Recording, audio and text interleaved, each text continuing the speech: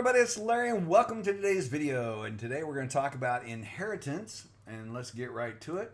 So what I've done is I've created a inheritance diagram. Now this is simplified, but it's actually fairly accurate over time. So we're going to talk about that in this video. What I've done is I've represented each of the great-grandparents with their own solid color. Now, you can think of this as their DNA, or you can think of this as their ethnicity, whatever, okay? So what happens is every child inherits 50% of their DNA from their parent. Now, if the grandparents were these pure single colors, then yes, this would be the exact split. Now, they're not. They're a combination of billions and billions of what they've inherited. But for the purposes of our demonstration, we've given them a solid color so it's easier to understand and so that I don't have to colorize a billion dots per circle. So you see that we come over on the far left, we have a darker blue and a light blue, 50-50 from these two grandparents, great-grandparents to the grandparent. A yellow and red down to this grandparent, an orange and green to this grandparent, and a blue and purple to this grandparent.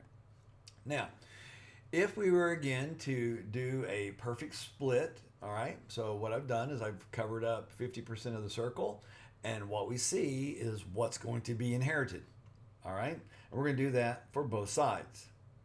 So what we get is on the left, we get this pattern of yellow and red, which came from the grandparents of this person, and the dark blue and light blue, which came from this person's grandparents. And then what we're going to do is do the same thing on the other side. We're going to cover up the 50%. They got the purple and the blue from this side, and the green and the orange from this side. And the result is that we get the pieces. We get this purple and blue, okay, we get a half of each one of those, a half of each one of those, a half of each one of these came down to me. So here's my pie represented with these 8 ancestors. But we know that inheritance isn't exact, okay? It can be 50-50 from each one of their grandparents, but it could be drastic where you get most from one side. So let's change the parents' inheritance. So over here on the left, we're only going to do this on the left so that we can keep it simple. Now we've rotated what we're going to pass along. So we're going to pass along 75% dark blue and 25% light blue. And this parent is going to pass 75% yellow and 25% red. And they're going to pass it down to this person who's your parent, okay? And so the part that's passed down, see these pie shapes? This yellow and red is from this inheritance that's passed along. This is the 50% that this person genetically has chosen to pass along here. And this is the 50% that this person has genetically chosen to pass along here. So why is my pie not changed? Remember how I say that things tended to normalize over time. So now what we're going to do is we're going to take 50% of this parent, all right? Now, we rotated it like this, and we have a quarter of each one of these. So the pie was exactly the same. But now, they may not pass this 50% along, but it is the same, and so we did still inherit the same quarters just exactly like before. But what happens if we split that parent differently? Okay, so now instead of showing these 4 quarter pieces, we've rotated this circle to share this 50%. So now, instead of sharing, a quarter, a quarter, a quarter, and a quarter, they're going to share only dark blue and only yellow. So with the other things being the same, okay, this is the splits that I get in the pie. I get these two right here, and I get this piece and this piece from the other side.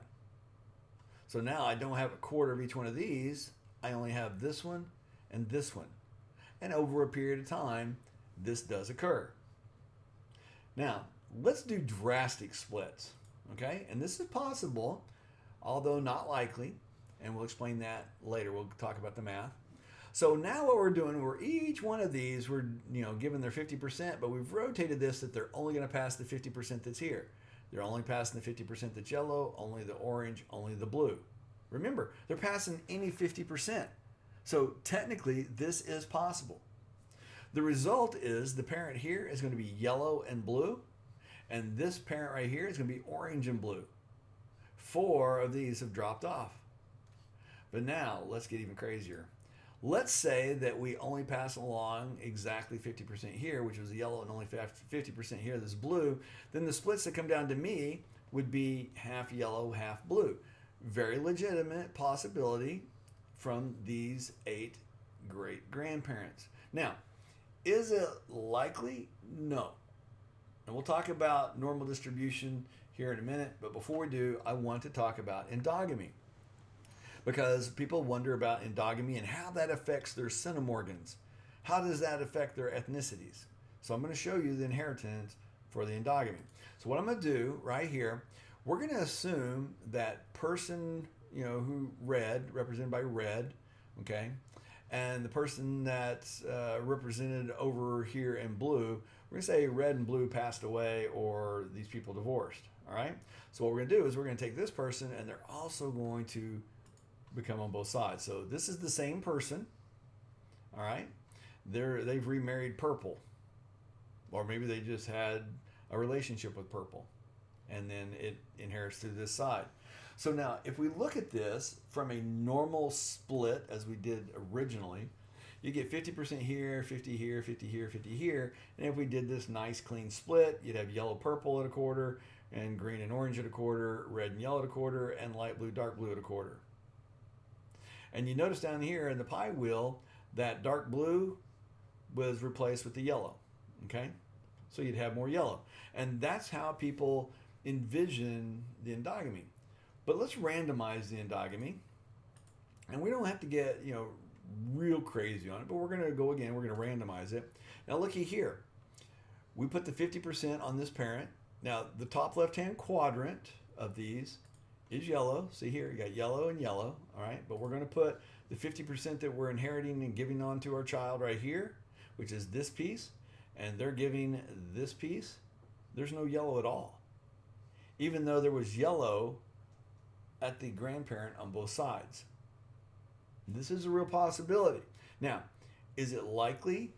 No, and there's some factors in that, and that's about the randomness and the normal distribution. So let's talk about this randomness, all right, and normal distribution. There's the formula if you're geeky and you want to, work it out with all your centimorgans. I think it's easy enough just to use the ball and pattern and go, ooh, this is much easier than this.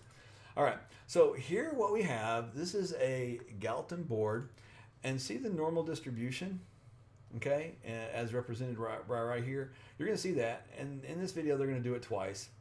All right, now notice right here, this is the same height as that, but notice also that it follows that red line. It tends to follow that red line. Now notice here, there's a nice even slope. They're going to do it again. Now see that points up above here, and then this one, is much lower. When it first started off, it was right here. This was a little higher, and these were lower. But again, the major thing is there is a pattern. There's this tendency towards normalization.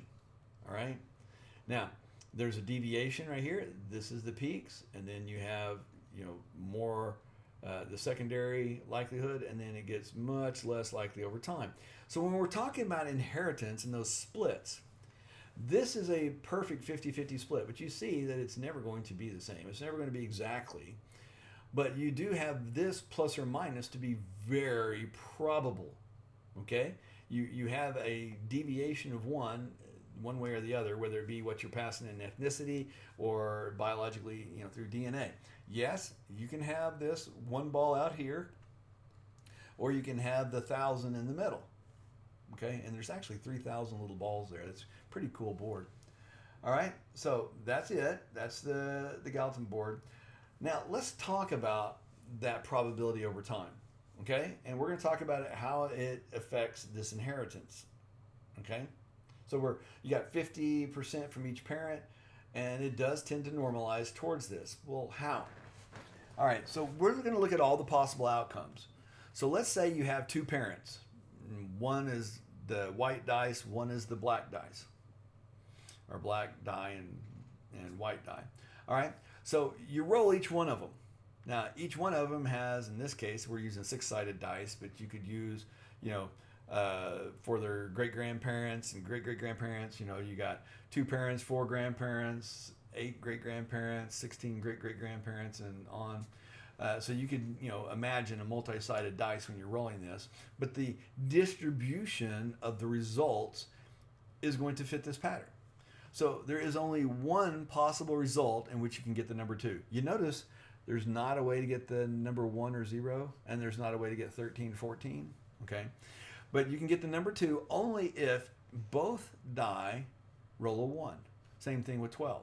There's only one, and there's 36 of these total combination possibilities. So there's only 1 in 36 that it'll be a 12, and a 1 in 36 that it's going to be in a 2.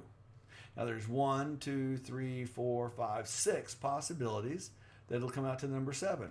So 6 over 36 reduces to 1/6. So 1/6 of the time, it's going to be here. Remember how I told you in the ball and pattern to look in your generation, and then, you know, look lower and look above, okay? And it's the same thing here. 1/9 and 5/36 each on here and here and here and here.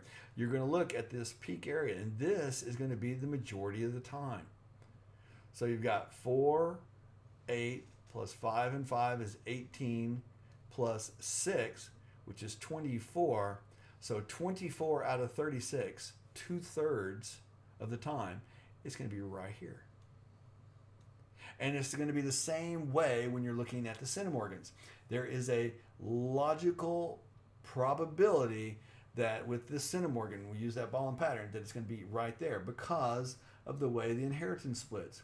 Sure, each one of the red, which is really a wheel like this color here, they can pass along any one of those colors on down. And so could they. But as the ball drops and bounces back and forth, we have a tendency towards normalization. And again, they can be any color, but, you know, and the result looks just all chaotic of what it could be, but it will follow a normal distribution pattern. So let's look at this a little closer. So as I said on the ball and pattern, you know, you want to look for yours, okay? You want to look, you know, down 1 and plus 1, and then, you know, you can look, you know, 2 and 2 or 3. But the likelihood, you know, 34% versus 0.13%, you know, it can be out here. Statistically, it can be out there, but it's not highly likely. So we looked in the last video, we showed the shared centimorgan tool on DNA Painter. And did you know it shows you this information on the shared centimorgan tool? It's a great addition, and you might not be using it. If you click on any one of the boxes on version 4, it pops up the distribution of the results for that kinship. In this case, the submissions for the relationship of first cousin fall with this distribution. Now, I have clicked on 4, so we have first cousin.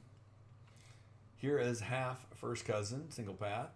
We have second cousin, and we have a half second cousin. Again, a single path second cousin. Now, the reason I say single path and dual path is because I want you to kind of learn that, because it all plays into these distributions over time. Let's look at the half or single path first cousin. So let's say this is a single path 243. But now let's say I want to, you know, double that for a dual path.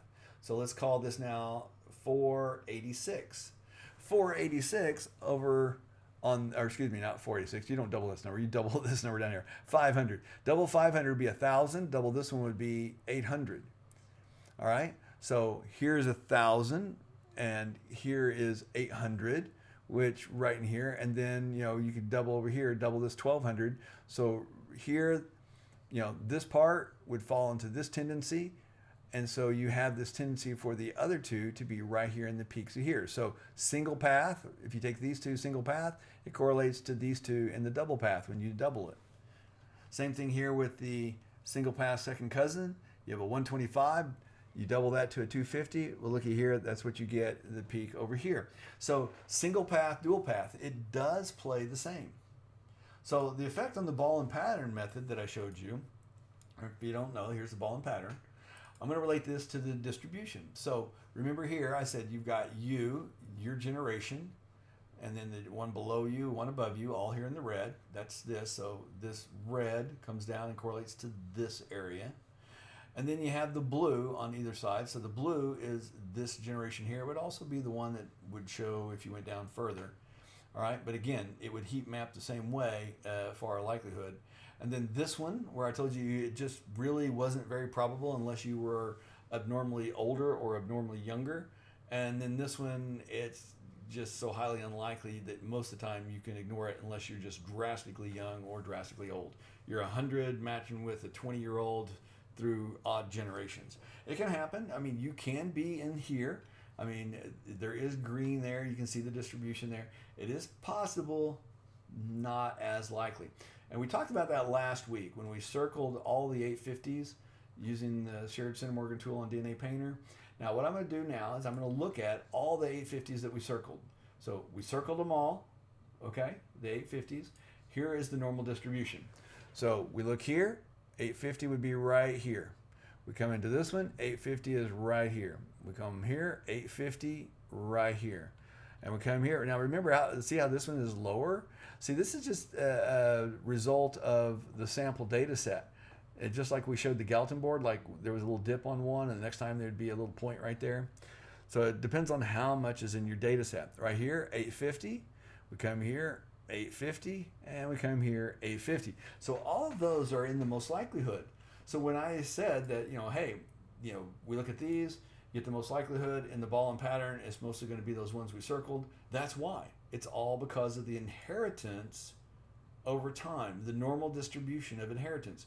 It won't be, and again, this is the endogamy, it won't be exact, okay, because you can have a variety of splits. And the reason I use the endogamy here is it could, completely eliminate it, or it could be in there completely. Now, I want to do this, and I added this part here. This is from Ancestry's white paper. I think it may also be out on Wiki and some others. That is the distribution, okay? And what I'm going to do is I'm going to lay that flat and turn it sideways. Because when you do, okay, and we're talking about, the centimorgans here, you see the bell curves for each one of these kinships, all right? Now, what you'll notice, it goes 3,000, 2,000. This is 1,000. So if you did that same distance here, these would be, peaked and like all peaked on top of each other. And so what they did is they stretched out the chart, okay? So at 300 or 3,000, 2,000, 1,000, 500, 200, 150. But you can see a definite distribution, each one of those, okay? Each one of those has this normal distribution. All right, so that's the inheritance, the normal inheritance. This is it without the endogamy. This is a normal, inheritance. This is the effect on the ball and pattern, the normal inheritance. And that's why I tell you that you should look for your generation plus or minus, which is right here. The perfect mean would be you, being the average, a little older, a little younger. That is where you should look first. And then next, you should look here. Or if you're extremely old, look at the one down below. And then these two, it can be in there. And for some of you who may watch this, that may be where it is for you. But the percent here is 34% and 34%, which is 68.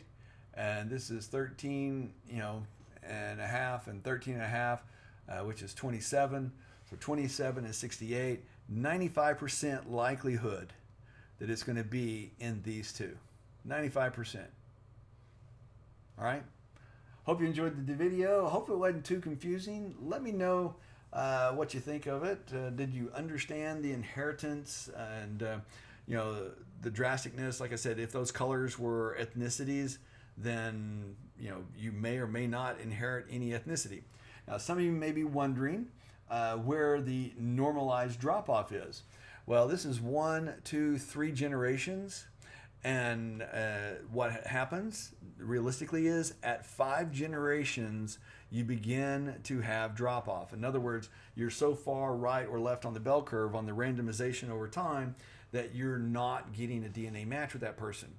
So over a period of 5 generations, at the 6th generation and beyond, or 5 generations and beyond, you're going to start missing some of these colors. And those colors being their DNA or the ethnicity that they passed along to you. You're going to not have that show up over time. Okay? All right. Well, hope you enjoyed it. Let me know what you think. Share it with your friends.